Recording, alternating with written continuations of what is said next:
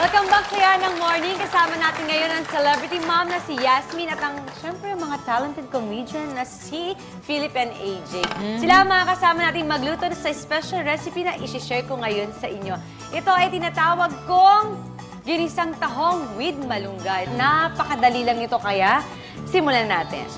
Lagay tayo ng oil and then butter. Nawala siya. And then butter.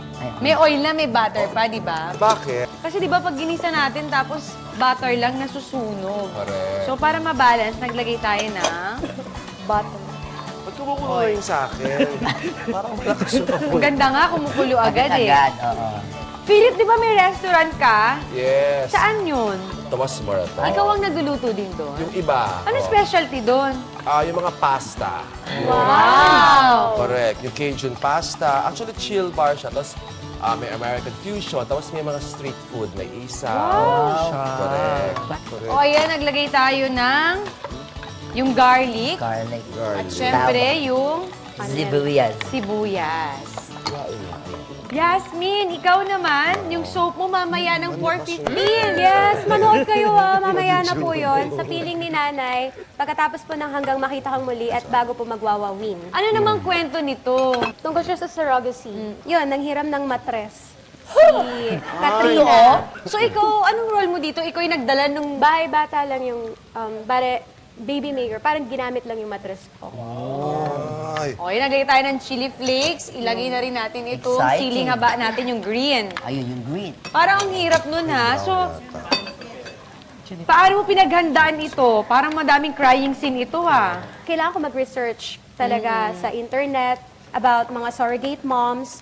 Kasi nung na-research ko, sa websites pala, meron palang mga surrogate moms talaga nagpapa-rent talaga ng matres nila. Oo. Yeah. So, nilagay na natin yung tomatoes, ha? Correct. O, ilagay na natin chicken stock.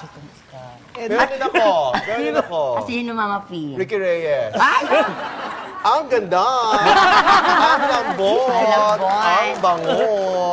Nagpasalon. Ay, ilagay na natin yung basil, ha? Ilagay na natin yung tahong. Itong tahong, napakuluan na natin to kanina ahead of time bago natin iluto para nalinis na natin. Last ko na kasi nilalagay malunggay, tapos to taste lang, lagay lang tayo ng salt and pepper. Oh. Very light lang, BFF. Yeah. Ayan. Paminta. Ay, baby. Madami niyan sa Cubao. Cubao? Paminta. Ako maanghang ako eh, kumain.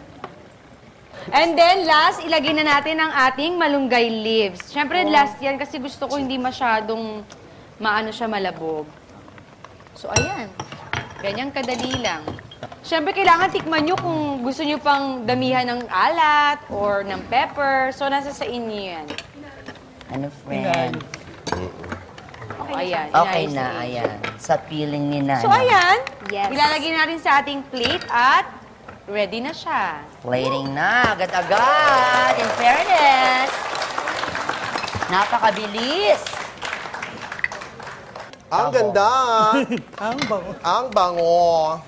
Ang bango. Well, ako, sino bang kaya kong gayaing boses? Sige na. Sige nga. Sa Peter Pan, Sige. si ano, yung nananahi.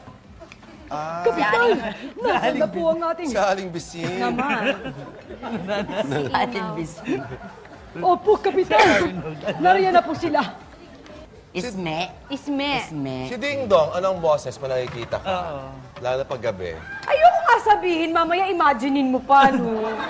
Kaya ako nga tinatanong eh. So, ayan, ready na ang ating ginisang tahong with malunggay. Yay! Ayan, tikman na natin. Kung ano masasabi nyo? Grabe ang anghang. no? Lahat Kayo. Manamis-namis. Sarap. Saktong-sakto lang yung... Diba? Bongga, ang galing mo talaga magluto. Naman! Grabe.